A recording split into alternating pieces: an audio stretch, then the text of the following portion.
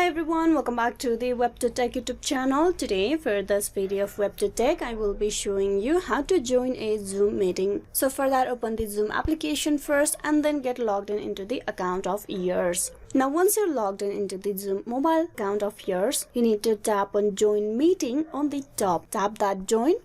For joining a meeting in Zoom, you need to enter the meeting ID number. Here you need to type in the meeting ID number that you have been provided with by the host that have arranged this meeting. Once you get that ID, you type in that ID over here. Type in the ID over here.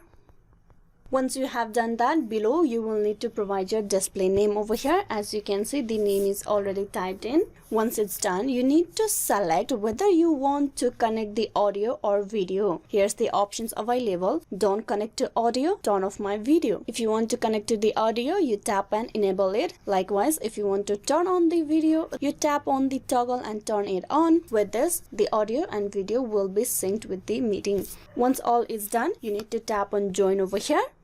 This way you will be able to join a meeting on the Zoom application. Hope this video was useful on how to join a Zoom meeting. Please like and subscribe the WebToTech YouTube channel. Thank you.